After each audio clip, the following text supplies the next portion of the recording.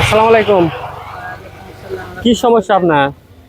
আমি বাবা স্ট্রোক হয়েছিলাম নাতে আমার বাবা ছেলে মেয়ে নেই? ছেলে আছে বাবা দেয় না বাবা। দেয় না? বই বই যে তোমার মায়ের নিয়ে খেলে তোমার মায়ের নিয়ে খাও আমি তোমার কাছে খাবো না। কয় ছেলে? একটাই। একটা ছেলে। মেয়ে নাই? না মেয়ে দুইটা জামাই বাড়ি আছে মিথ্যে কথা কইলাম জামাই বাড়ি জামাই বাড়ি। মেয়ের অবস্থা ভালো না? না আর হাতে করে খেতে খাই। আপনার স্বামী আছে?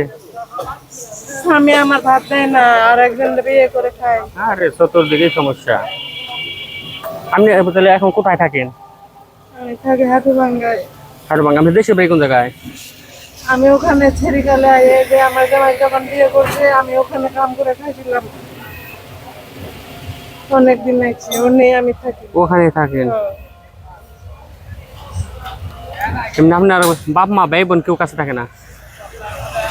আমার ছোট মেয়ে আসাল ওটা বিয়ে দিয়ে দিছি এখন আমি একলাই একাই থাকে তো কষ্ট। কেন ছেলে কি আপনি করেন নাই, লালন পালন করেন নাই?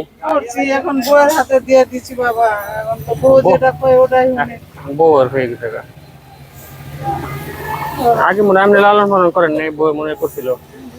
তাই তো কয় তাই তো কয়। লালন পালন বউ করে গেছিল। যাই হোক, দুঃখের শেষ নাই। মানুষ এত বেদাবাদ। তো ভালো থাকবেন, হ্যাঁ? যাক আলহামদুলিল্লাহ বাবা তুমি দোয়া করো বাবা আমার জন্য বাবা আবার যে কেউ দোয়া নাই আল্লাহ ছাড়া বাবা। বুঝতে পারছি। থাকো, কান্না করেন না, থাকো। মায়ের মতো একজন মানুষ,